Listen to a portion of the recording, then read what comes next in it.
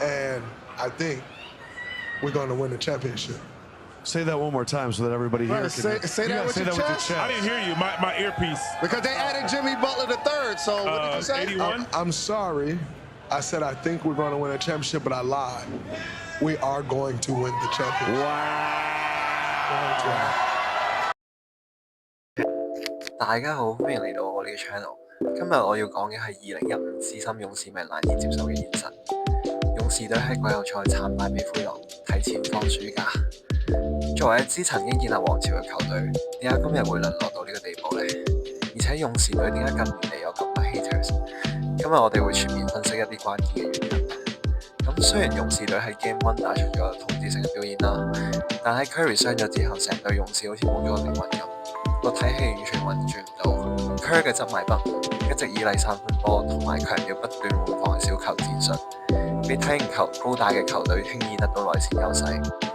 球隊體系運轉係極度依賴隊內核心 Curry 同埋 Green。Curry 仲打公分籃球啦，例如仲用之前已經退化 Clay， 唔俾隊內年青人例如 Kuminga、Moody 甚至已經離隊嘅 Poole、Wiseman 機會發揮。雖然佢哋自身都有啲問題出現啦，但係當佢哋表現差嗰陣 ，Curry 係冇俾機會佢哋去犯錯，去吸取經驗啦，直接導致而家球隊嘅深度係不足嘅。最近只係打起咗珀斯啦，勇士由當初一支勇於創新建立三分潮流嘅球隊，喺取得成功之後就變得固步自封，永遠停留執着喺以往嘅輝煌入面，真正變成 NBA 中嘅老屎忽球隊。睇住雷霆、木狼、金塊呢啲強隊慢慢咁崛起，而 Jimmy Butler 嘅到來都增加咗佢哋嘅自大啦。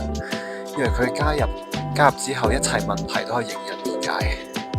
講到呢度就恭喜我哋嘅狼王 Anthony Edwards 成功獲得打敗 NBA 3號嘅成就，同埋 NBA 元老會終於可以湊齊台腳打牌。咁接下嚟講下點解金州勇士武術隊咁乞人憎啦。咁首先佢哋嘅勇士頭號猛將 Draymond Green 陸師傅啦，佢痴迷於開發新招式，辣興對手啦，狂妄自大。正如開頭勁有自信咁同人講勇士總冠軍，咁其實有自信係好事，但係過分自信係好笑。冇咁嘅能力去印證自己豪言，就唔好生咁大把口，免得招人笑柄。就好似對面 Anthony Edwards 咁。雖然佢都係搶口噶啦，但係佢嘅實力係真係可以令人信服嘅。反之 Green 成日以自己用 smart play 為由啦，做出打人、撩交打、去引人食 T-foul 等實質冇腦嘅操作，俾人趕出場仲一臉自豪咁以為自己立咗大功，實質傷害對球隊士氣，整傷埋對面球員更係家常便飯。打波啫，使唔使打到好似葉問咁啊？咁講完 Draymond 啦，就講下勇士球迷啦。咁首先我只係針對部分嘅老勇迷啦，日日喺度追自己係王朝球隊。雖然你哋有10年嘅資歷，都算係一個 NBA 老屎忽，但係俾講到年年自己都係大熱，冠軍好似好易攞咁，就有啲煩咯。Kevin Durant 嘅到來令佢哋嘅心態膨脹啦，以為勝利同埋冠軍真係可以隨手可得啦。比起呢種王朝嘅球隊，我更加欣賞係由零開始慢慢建立佢哋嘅球隊。而呢啲老勇迷喺網上又比較高調啦，成日引起唔同球隊嘅討伐。